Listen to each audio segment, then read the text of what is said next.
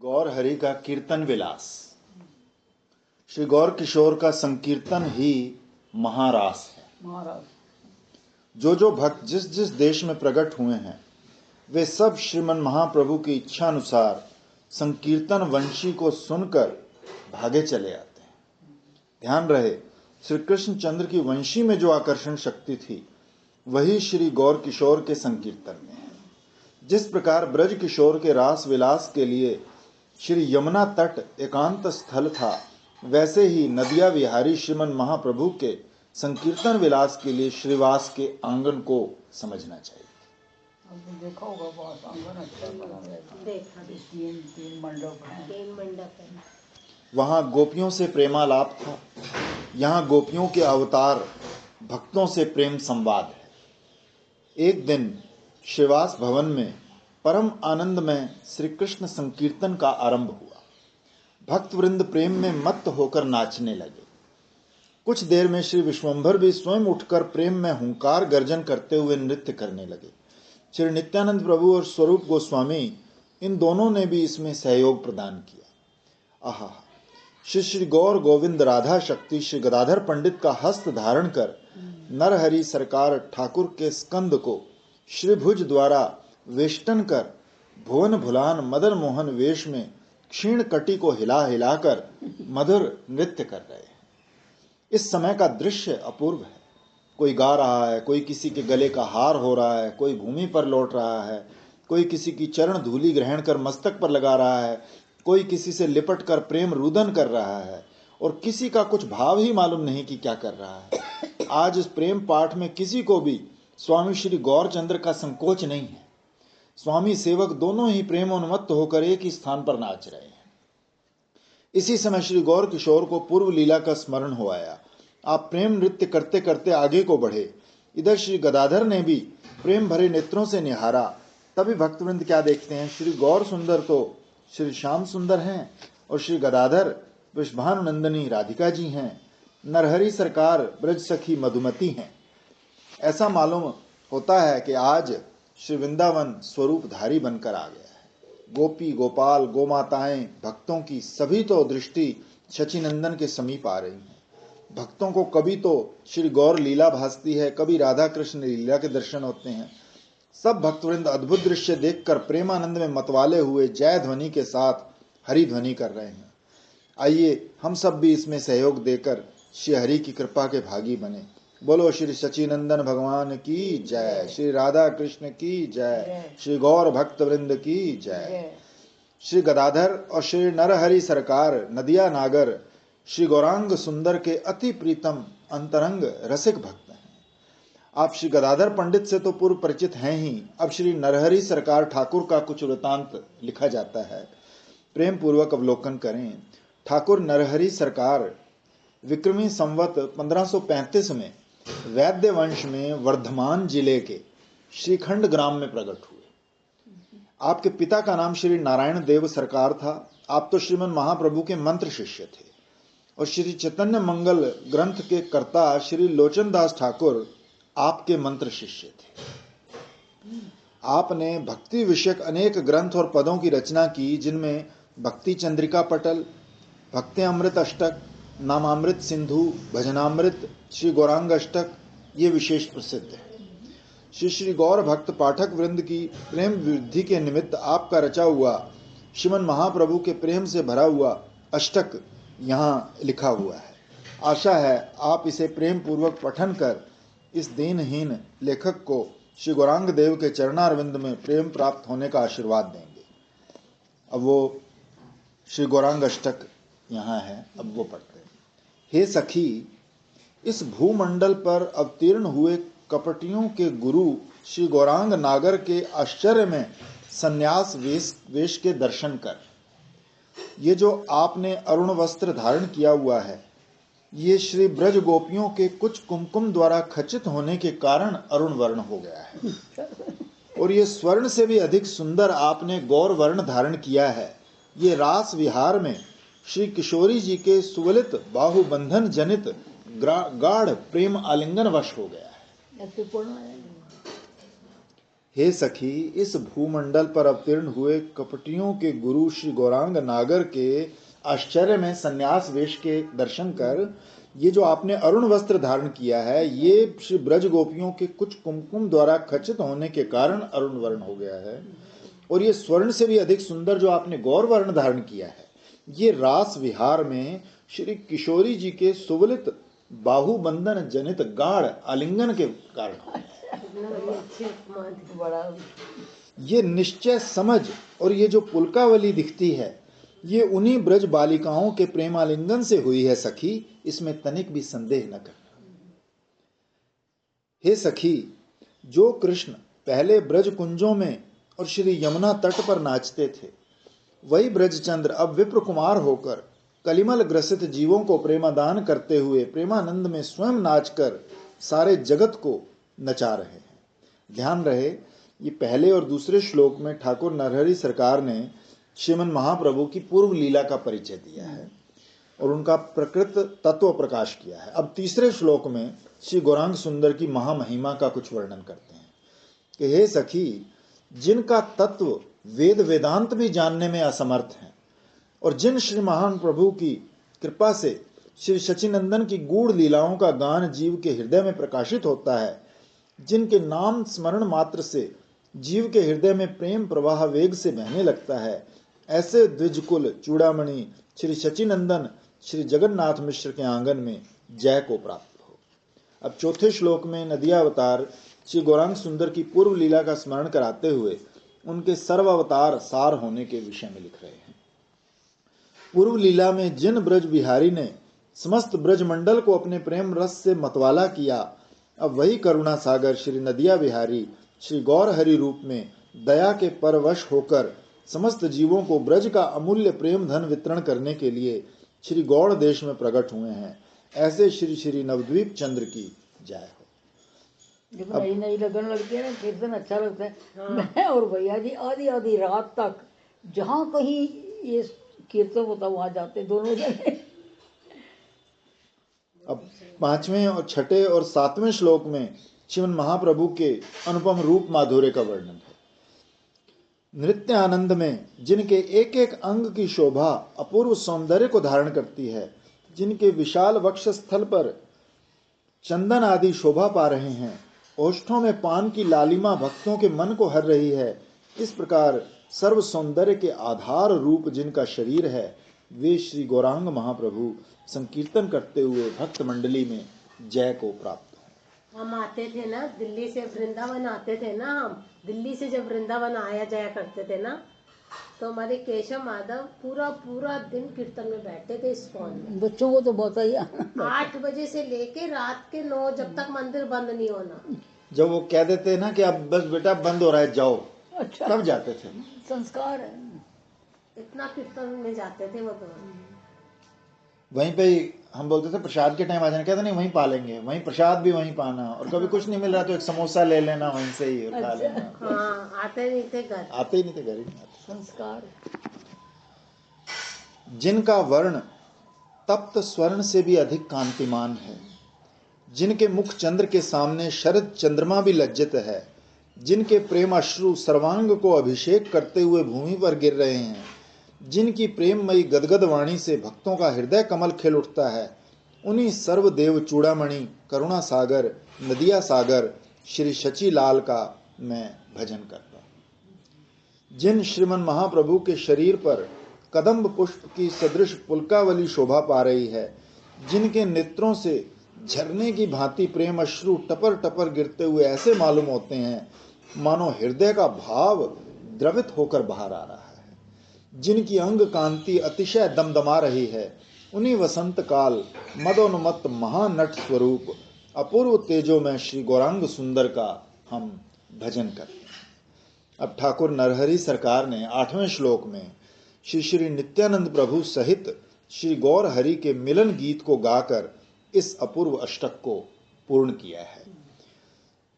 चंचल अजानुलंबित भुजाओं को ऊपर उठाकर देवलोक को आनंद देते हुए तथा प्रेम पूरित कंठ से गदगद वाणी द्वारा जगमंगल हरि ध्वनि से जगत भर को मतवाला करते हुए चंचल चरणारविंद की ध्वनि से नागलोक को सुख प्रदान करते हुए महामल्ल वेश में शोभायमान श्री श्री नित्यानंद महाप्रभु की जय हो। श्री गौरांग महाप्रभु का मधुर संकीर्तन ही रासलीला है। श्री गौर किशोर की लीला के साक्षात दृष्टा श्री वासुदेव घोष भी इसका वर्णन लिख गए हैं। श्री गदाधर पंडित के भतीजे पदकर्ता श्री नैनानंद जी भी इसके बारे में लिख गए हैं। रसिक शेखर श्री गौरांग राय अपने रसिक भक्तों के प्रति बड़े दयालु हैं। आपकी प्रतिज्ञा है कि आप किसी को भी अपनी संकीर्तन रास लीला से वंचित नहीं रखेंगे। महासंकीर्तन यज्ञ में नृत्य करते करते आपने क्या किया। समरी पूर्व लीला त्रिभंग हैया, मोहन मुरली गोरा अधरे लैया, मुरलीर रंध्रे फूक दिला गोरा चांद, अंगुली नचैया करे सुललित गान। संकीर्तन की सुमधुर ध्वनि वंशी ध्वनि का काम करती है। इस प्रकार श्री श्याम सुंदर की वंशी ध्वनि को सुनकर सुनने वाले घर में नहीं ठहर सकते। वही दशा इस संकीर्तन ध्वनि को सुनकर हो जाती है। आहा, श्री गौर हरि की संकीर्तन ध्वनि को सुनकर नदियावासी नर नारी श्री गंगा तट की ओर भागे चले जा रहे हैं। मार्ग में जिसको देखते हैं उसी का हाथ पकड़कर कहने लगते हैं, सजनी अपरूप देख गया, नाचे गौरांग चांद हरि बोल बलिया, सुगंधी चंदन सार कुंद करवीर माल, गोरा अंगे दोले हिल्लो लैया। अब नदियावासी गंगा तट पर पहुंचकर क्या देखते हैं, मधुरितु यामिनी सुरधुनि तीर, उज्ज्वल सुधाकर मलय समीर, सहचर संगे गौर नटराज, विहरे निरुपम कीर्तन माज। अब नदियावासी भक्तवृंद अपने प्राण धन श्री गौर सुंदर के पास पहुंच गए हैं। इनमें मुकुंद, जगदानंद प्रभृति सभी भक्त हैं।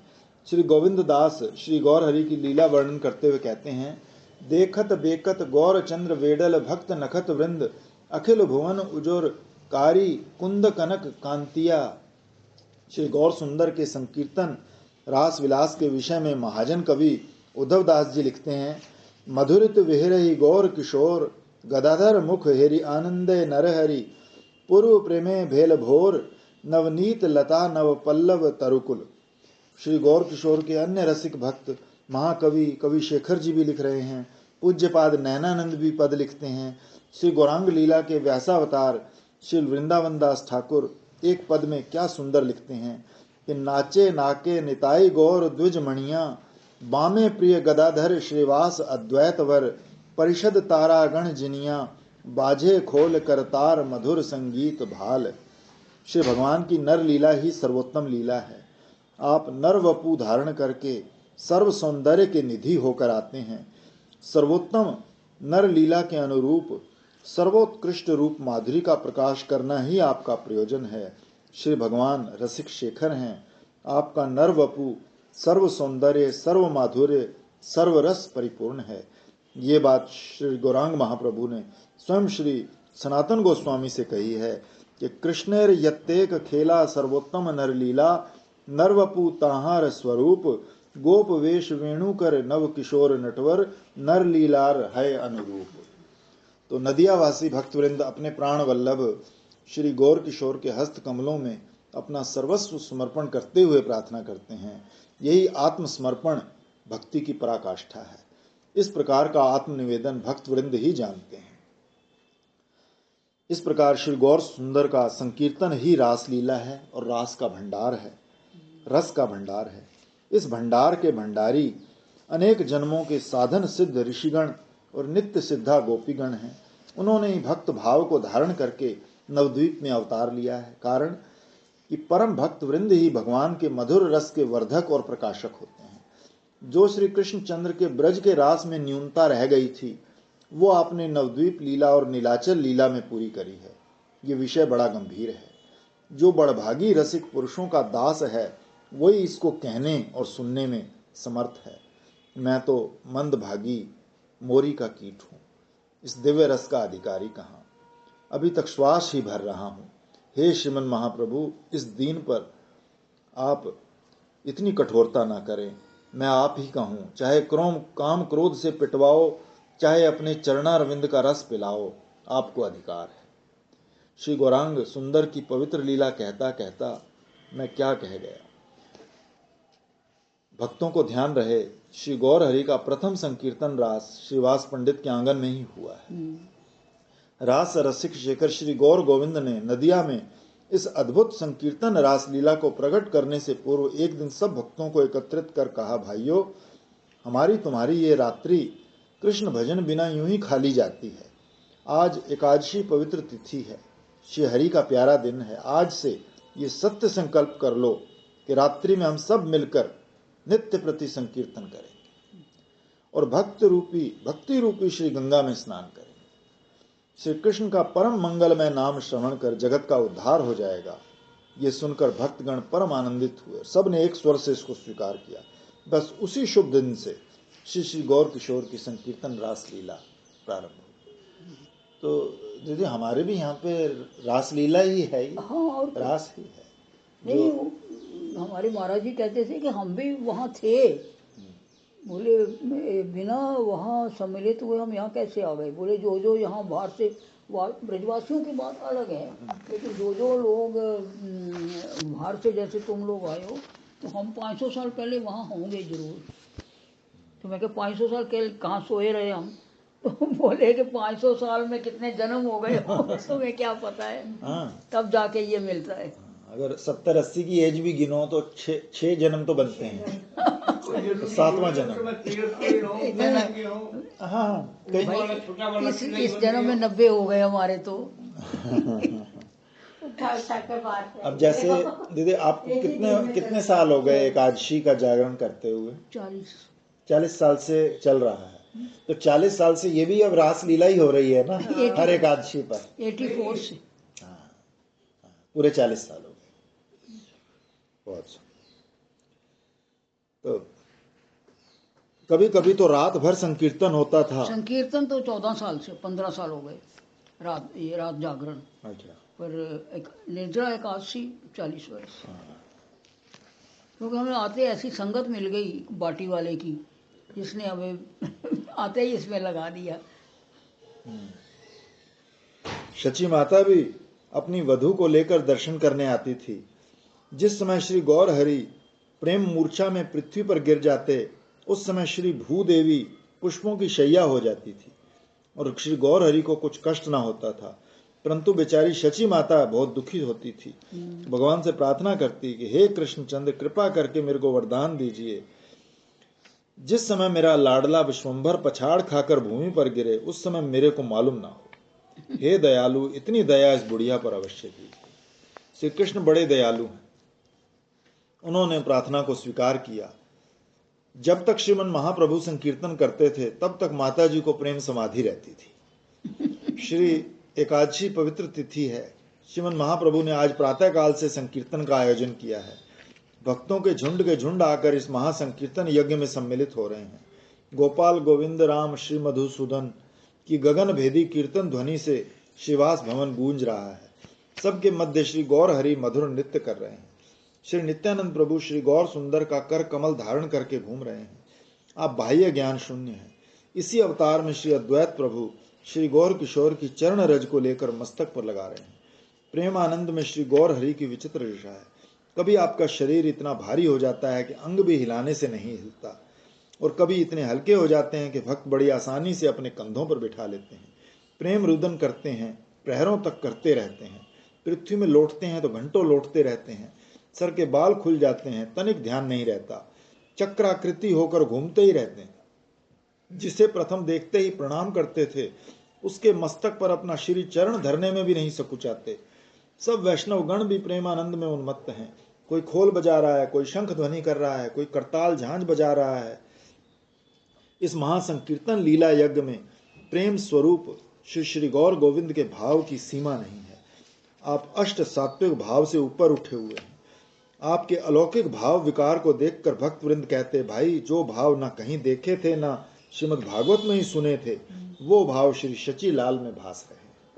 प्रेमानंद में श्री गौर हरि का श्री अंग कभी स्तंभ आकृति हो, संकीर्तन का बाप बोला ना, संकीर्तन कपितरु, तनिक भी इधर उधर नहीं होते।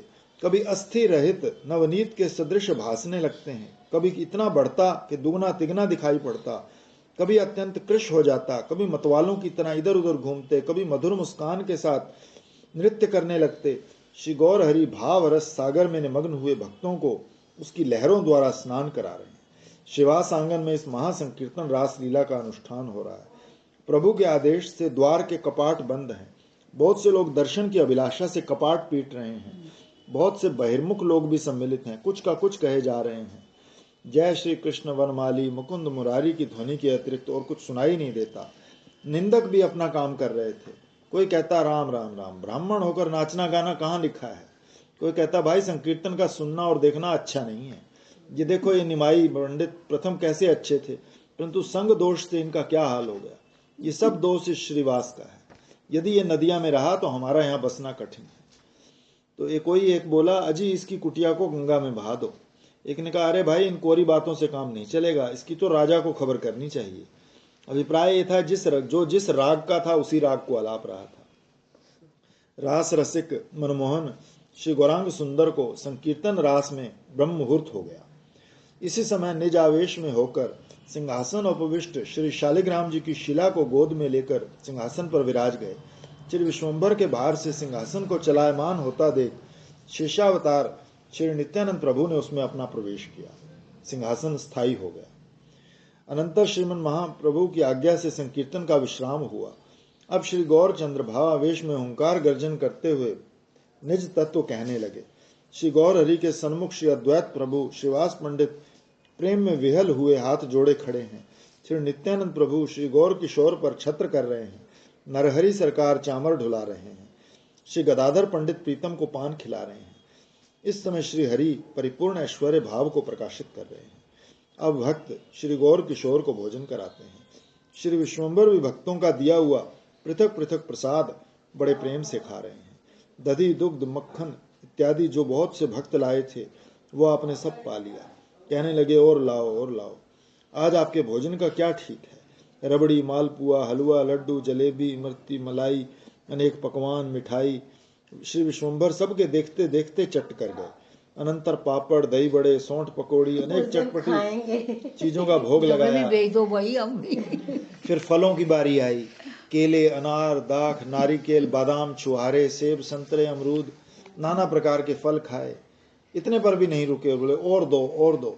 जिस आहार को 200 मनुष्य भी यदि पेट भरकर भोजन करें तो समाप्त ना हो, उसको श्री गौर हरि तनिक देर में खा गए। फिर भी श्री हरि की तृप्ति ना हुई। ये देखकर सब भक्त घबरा गए, हाथ जोड़कर प्रार्थना करने लगे। हे विश्वम्भर, आपकी महिमा को हम तुच्छ जीव क्या जान सकते हैं। आपके उदर में अनंत ब्रह्मांड निवास करते हैं।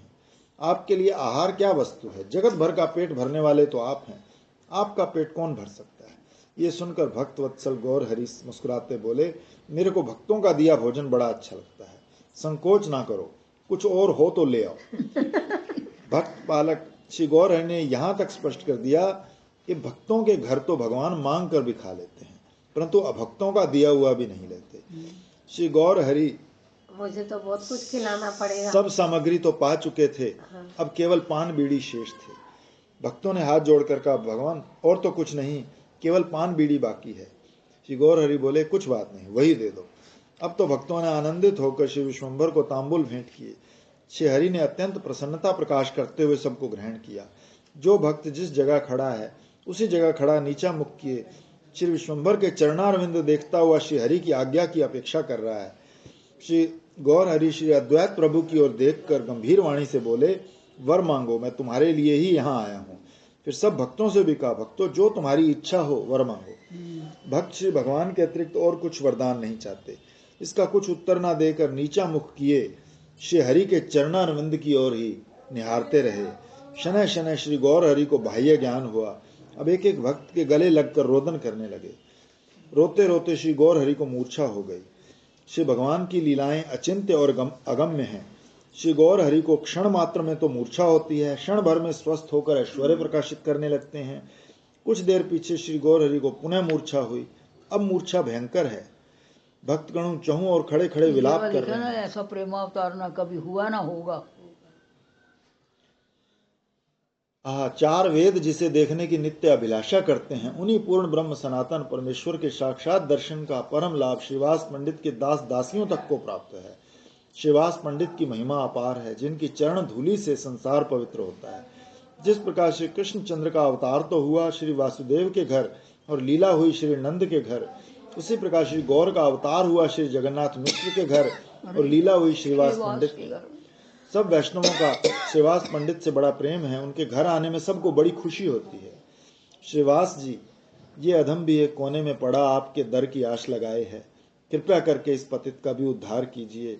श्री गौर हरि आपके स्वामी हैं और आप श्री गौर सुंदर के दास हैं।